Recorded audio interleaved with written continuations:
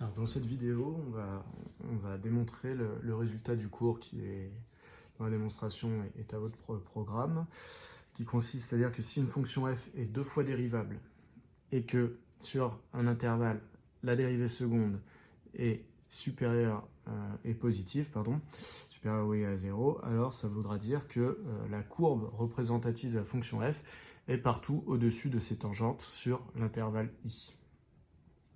Alors, petite illustration tout d'abord. Donc, j'ai une fonction dont j'ai tracé la courbe sur l'intervalle 1, 11. Cette fonction, du coup, moi, c'est celle que je vais appeler f dans ma démonstration. Ensuite, j'ai placé un point sur la courbe représentative de f sur l'intervalle 1, 11. Ce point, grand A, a une abscisse petit a, donc notation pratique. Le point grand A a une abscisse petit a. Et donc, j'ai tracé également la tangente à la courbe représentative de f au point A d'abscisse petit a. C'est donc la droite qui est tracée en noir.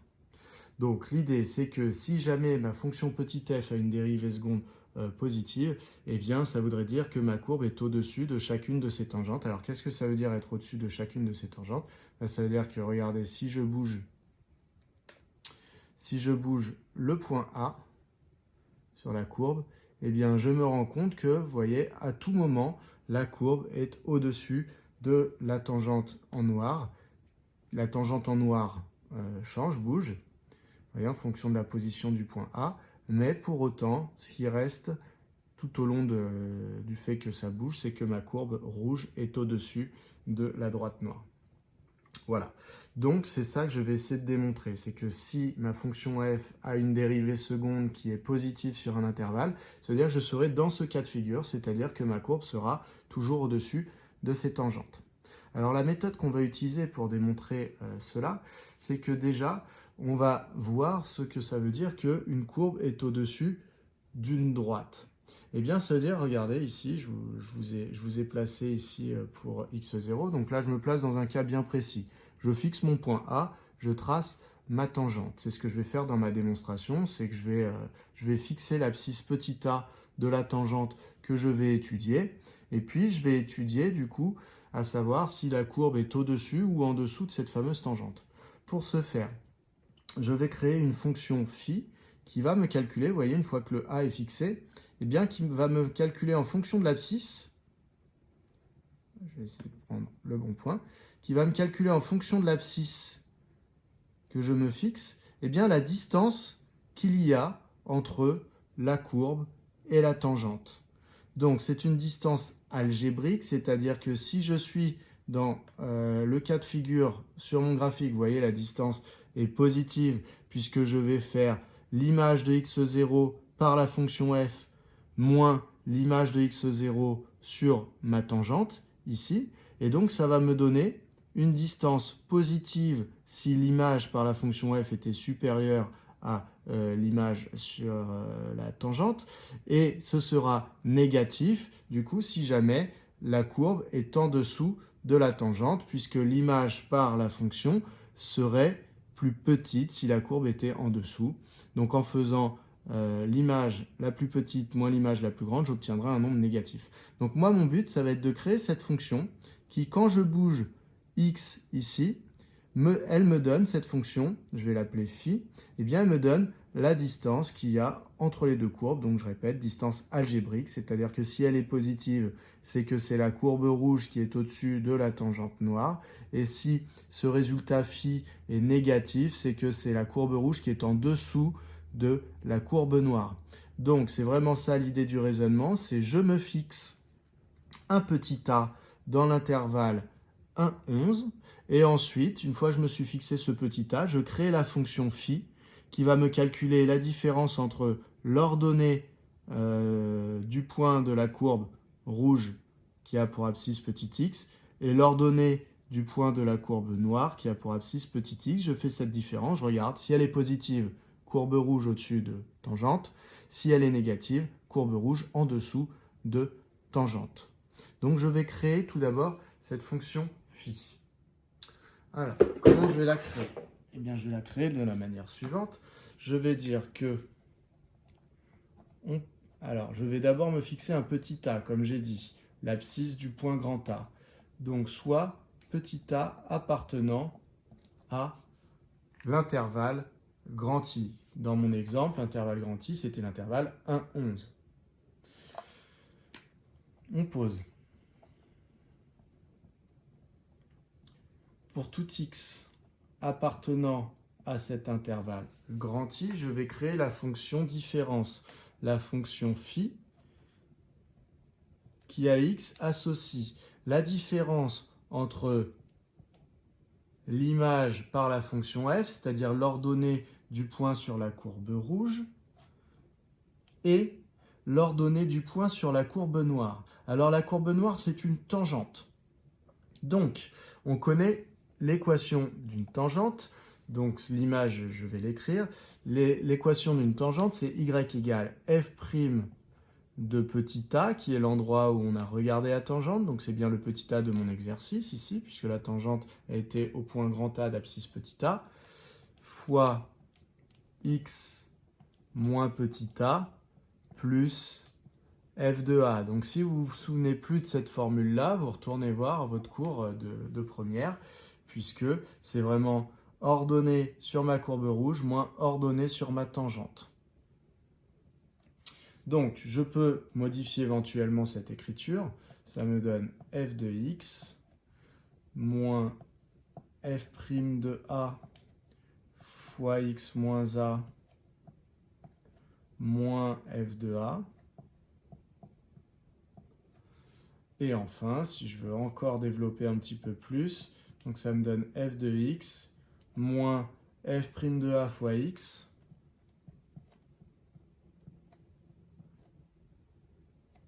moins f' de a fois moins a, donc moins par moins plus, donc plus f' de a fois a, et moins f de a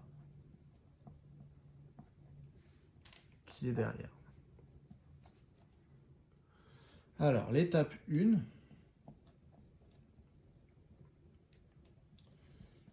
va consister à démontrer que la fonction phi déjà est 2 fois dérivable, ça veut dire que sa dérivée seconde existent sur l'intervalle i, et que cette dérivée seconde ici est positive. Voilà, on expliquera pourquoi après, ça va nous permettre tout simplement d'arriver à la fin à démontrer que cette différence phi entre les deux ordonnées des courbes est toujours positive. Donc, déjà l'étape 1, ça va être montrons que phi seconde existe et est positive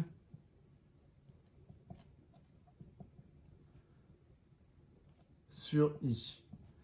Donc voilà, ça c'est ce que je veux démontrer dans l'étape 1. Donc c'est parti. Pourquoi est-ce que phi seconde existe? Eh bien, regardez comment elle est définie, cette fonction phi. Alors je vais mettre les x d'une autre couleur pour bien que vous vous rendiez compte des choses, de la chose suivante.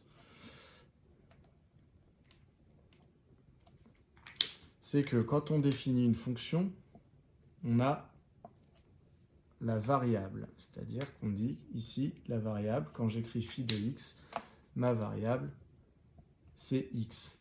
Donc si je parle de phi prime, ce sera la fonction phi que je dérive par rapport à la variable x. Ce qui veut dire que ici, pour dériver phi prime de x, eh bien, il faut que je sois capable de dériver pour dériver phi de x, pardon, il faut que je sois capable de dériver f de x, donc la fonction f. Il faut que je sois capable de dériver f' de a fois x, puisqu'il y a la variable. Et il faut que je sois capable de dériver ce nombre-là. Pourquoi j'insiste sur les fameux x? Puisque comme je dérive par rapport à x, tout ce qui ne contient pas de x est considéré comme une constante. C'est-à-dire que tout ce terme-là, f' de a, aussi bien que a, aussi bien que f de a, ne varie pas lorsque la variable varie.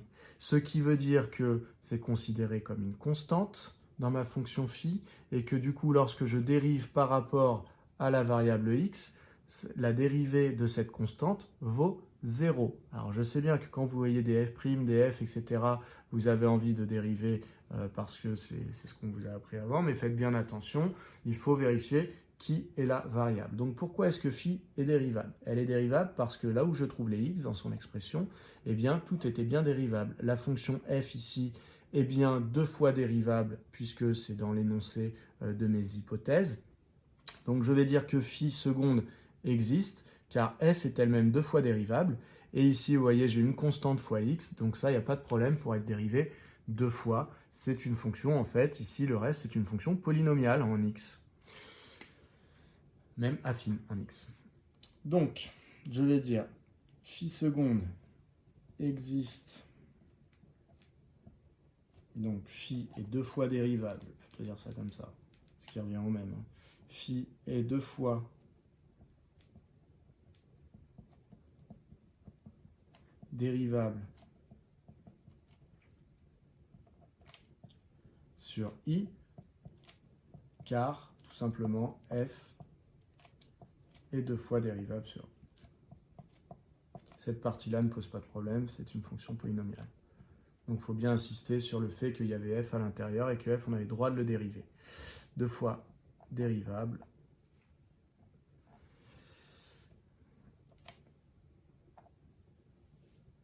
sur hop, 2 fois dérivable sur i. Donc j'ai le droit de parler de phi seconde et je vais même pouvoir essayer de trouver une expression de phi seconde.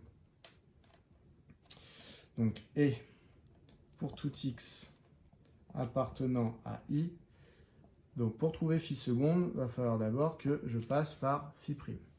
Donc phi prime de x égale. Donc je dois redériver cette expression et je rappelle tout ce qui ne contient pas de x est considéré comme une constante. Donc ici, f de x, si je le dérive, alors je ne sais pas exactement ce que ça me donne, mais ça me donne en fait la dérivée de f.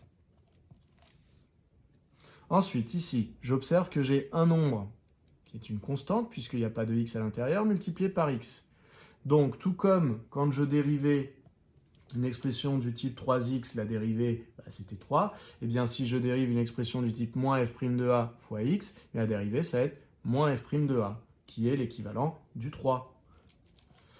Donc, moins f' de a, et là-dedans, pas de x, donc c'est une constante, donc la dérivée vaut 0. Je continue, puisque je veux phi seconde. Je décale un petit peu. Et pour tout x appartenant à i, phi seconde de x égale. Alors cette fois-ci, je vais dériver cette expression. Donc, où est-ce que j'ai du x? Eh bien, seulement ici. Vous voyez, si je refais ma petite technique à mettre les x en rouge pour bien voir ce qui fait partie des constantes et ce qui n'en est pas, eh bien ça me donne quoi? Je dois dériver f', donc ça me donne f seconde qui existe puisqu'on me l'a dit dans les hypothèses. Et par contre, f' de a, il n'y a pas de x dans cette expression, c'est donc une constante, donc lorsque je le dérive, ça me donne 0. Donc finalement, phi seconde n'est autre que f seconde. Du coup, les hypothèses, c'était quoi de ma démonstration? C'était que j'avais une fonction f qui était 2 fois dérivable sur un intervalle i, et l'autre hypothèse, c'était que f seconde était positive. Regardez, je l'avais marqué ici au départ. Pour tout x appartenant à grand I, f seconde est positive. C'était l'hypothèse. Et il fallait du coup que je démontre que ma courbe était au-dessus de chacune de mes tangentes sur l'intervalle i. Donc, si f seconde est positive, ça veut dire que phi seconde aussi. Donc, or, pour tout x appartenant à i, f seconde de x est supérieur ou égal à 0, je peux donc dire que phi seconde aussi, puisque phi seconde vaut f seconde. Donc pour tout x appartenant à i, phi seconde de x est supérieur ou égal à 0. Alors je décale parce que vous ne voyez pas. Hop. Donc j'ai réussi à démontrer ce que je voulais démontrer dans l'étape 1, puisque dans l'étape 1, je voulais montrer que phi seconde existait, donc que phi était 2 fois dérivable, et que en plus phi seconde était une fonction positive sur l'intervalle i, ce que j'ai réussi à démontrer. On va donc pouvoir passer à l'étape 2. Donc l'étape 2, eh bien en fait, c'est l'étape finale, c'est-à-dire qu'on va montrer que, donc montrons que, eh bien sur tout l'intervalle i, donc pour tout x appartenant à i, eh bien ma fonction phi, je vous rappelle, qui donne la différence entre l'ordonnée sur la courbe et l'ordonnée sur la tangente, eh bien que cette différence est toujours positive, ce qui voudra dire que la courbe rouge sur mon écran était toujours au-dessus de la tangente qui était tracée en noir. Alors, donc, ce qu'on sait, c'est que la dérivée seconde de phi de x est positive. Alors, je vais commencer un petit tableau. Puis on va compléter au fur et à mesure. Vous allez voir, c'est un tableau assez grand. Donc là, j'ai x. Alors, mon intervalle i, il a une borne inférieure et une borne supérieure. Ça peut être moins l'infini, plus l'infini. Ça peut être des nombres. Ça peut aller de 1 à 11, comme dans mon exemple. Donc, je ne vais pas m'embêter. Je vais mettre borne inf ici. Et borne sup ici. Voilà. Ça s'adapte à toutes les situations. Et donc, j'ai déjà le signe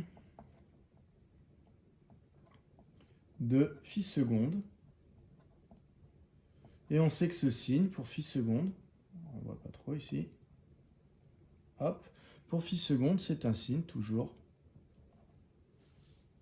positif. On l'a démontré dans l'étape 1. Alors, qu'est-ce que je peux en déduire ? Ce que je peux en déduire, c'est que du coup, lorsque la dérivée phi seconde est positive, eh bien, ça veut dire que je peux en déduire les variations de la fonction dont elle est la dérivée, c'est-à-dire de la fonction phi prime, puisque phi seconde étant la dérivée de phi prime, son signe me donne des renseignements sur les variations de phi prime. Donc je sais que phi prime est une fonction croissante. Ensuite, alors ici j'utilise le tableau de variation. Normalement dans un tableau de variation, les flèches veulent dire strictement croissante, strictement positive. Moi je ne vais pas m'arrêter là-dessus. Pour l'instant je vais juste m'intéresser au signe. Ici, donc phi seconde, pardon, positive parce que f seconde était positive. Donc j'ai des variations, fonction croissante. Ensuite, je vais me renseigner un petit peu sur phi prime. Alors, je vais calculer sur le côté phi prime de A. Donc, petit rappel, phi prime de x, on l'avait noté, c'était f prime de x, on l'avait calculé, moins f prime de A. Donc ici, phi prime de A, ça va être f prime de A moins f prime de A. Donc, f prime de A moins f prime de A, ce qui est égal finalement à 0. Si f' de A vaut pareil qu'f' de A. Donc quand je fais la soustraction, ça me donne 0. Donc je peux rajouter un petit quelque chose dans mon tableau, qui est que à l'abscisse petit a qui était l'endroit où je regardais la tangente, donc une valeur de l'intervalle i, eh bien phi' vaut 0 à cet endroit-là. Alors qu'est-ce que ça veut dire? Eh bien ça veut dire la chose suivante. Ça veut dire que du coup je peux trouver le signe de phi' de x sur l'intervalle. Eh bien oui, puisque je sais que phi' est croissante, alors normalement ça ne me donne aucun renseignement sur son signe, le fait d'être croissant. On peut très bien être croissant en étant positif ou en étant négatif. Pensez toujours à des températures. Elles peuvent augmenter tout en étant des températures négatives, ou elles peuvent augmenter tout en étant des températures positives. Donc, normalement, ça n'a pas de rapport. Mais ici, comme j'ai un renseignement sur les images, et je sais que l'image de A, c'est 0, eh bien regardez, si phi' est croissante et qu'elle vaut 0 en A, ça veut dire qu'elle était inférieure à 0 avant A, et qu'elle sera supérieure à 0 après A, puisque les valeurs augmentent.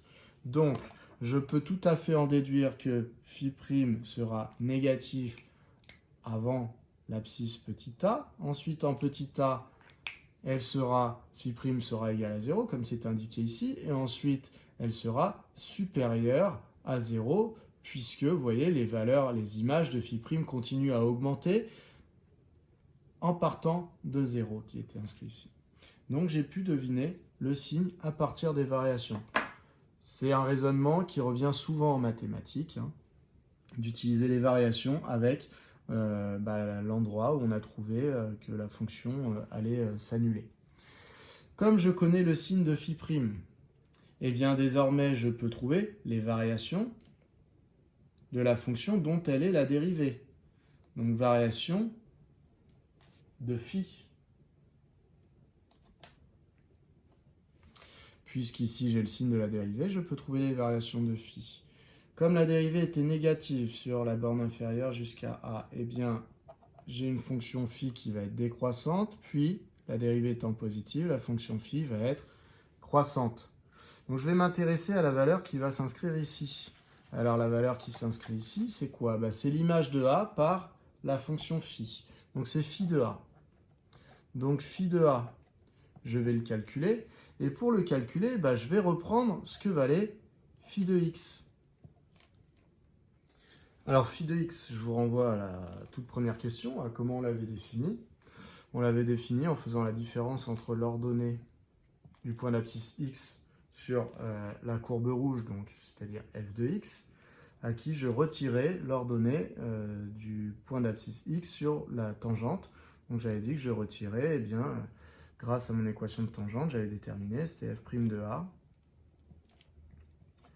fois x moins a plus f de a. Alors, j'ai repris cette expression, mais vous auriez pu reprendre, vous savez, j'avais tout développé, vous auriez pu reprendre les autres, ça aurait donné exactement la même chose. Donc, si je veux phi de a, il faut que je remplace les x par des a, partout. Donc, ça va me donner, f de x devient f de a, moins, entre parenthèses, f' de a, fois, alors x moins a, comme les x deviennent, je les remplace par des a, et bien ça me donne a moins a, très pratique, ça va s'annuler, plus f de a.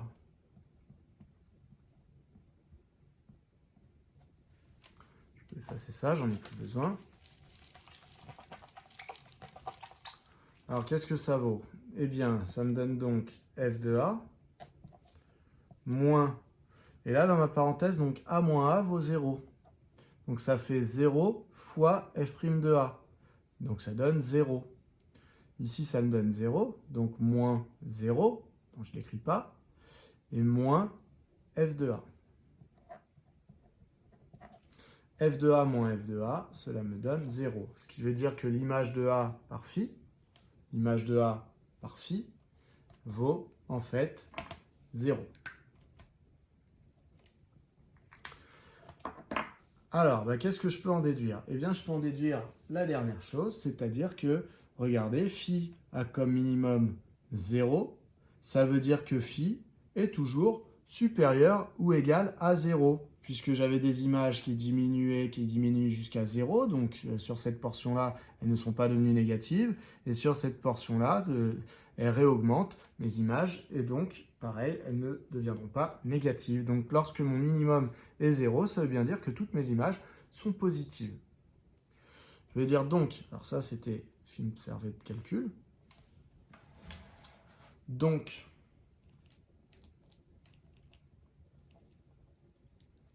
phi a pour minimum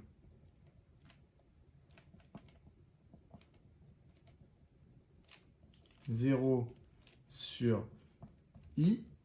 Alors vous voyez, c'est pas très étonnant. C'est quoi l'interprétation graphique du fait que phi soit égal à 0 en petit a? Eh bien, c'est que phi était la différence entre... Donc je vous remets l'écran.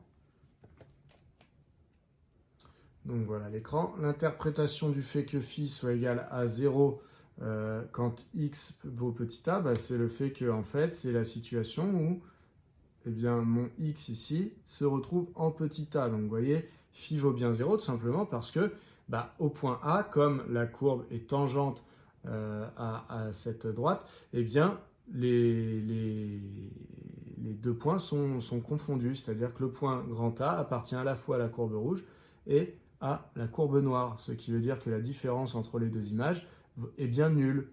puisque les deux courbes passent par le même point. Donc ça, c'est l'interprétation graphique du fait qu'on trouve qu'en petit a, phi vaut 0. C'est assez, ça s'explique facilement. Donc phi a pour minimum 0 sur i. Donc pour tout x appartenant à i, je peux dire que phi de x est positif. Donc ça, c'est tout simplement, pensez encore une fois à des températures qui diminueraient, qui seraient égales à 0, puis qui augmenteraient. Eh bien, il n'y a pas eu de température négative, il n'y a eu que des températures positives. J'ai donc prouvé que la différence entre la courbe représentative de f et la tangente était toujours positive, ce qui signifie que la courbe représentative de f est toujours au-dessus de la tangente en grand A. Donc, la courbe représentative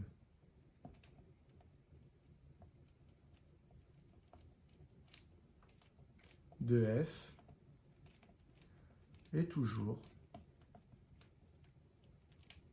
au-dessus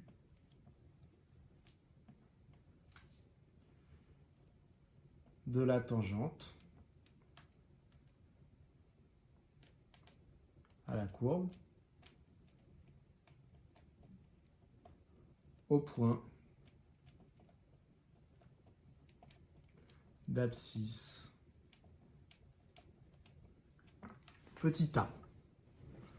Et donc, on vient de finir la démonstration, puisque l'abscisse petit a ici, je l'avais choisi dans i de manière quelconque au départ. Donc finalement, je n'avais rien imposé comme contrainte sur petit a autre que d'être dans l'intervalle i, ce qui veut dire que c'est vrai pour tout petit a qui serait dans l'intervalle i. Ça veut bien donc dire que la courbe représentative de f est toujours au-dessus de chacune de ces tangentes à un point d'abscisse petit a qui serait dans l'intervalle i. On a donc démontré ce qu'on souhaitait démontrer. Donc au passage, on aurait pu démontrer exactement de la même manière que si f seconde était négative, eh bien la courbe aurait toujours été en dessous de ces tangentes sur l'intervalle i. Donc en d'autres termes, ce qu'on a démontré comme résultat, c'est que si f seconde était positive, la fonction f était convexe, et que si f seconde était négative, la fonction f est concave. Voilà. Donc nous, on a démontré simplement que si f seconde était positive, la fonction f était convexe sur l'intervalle.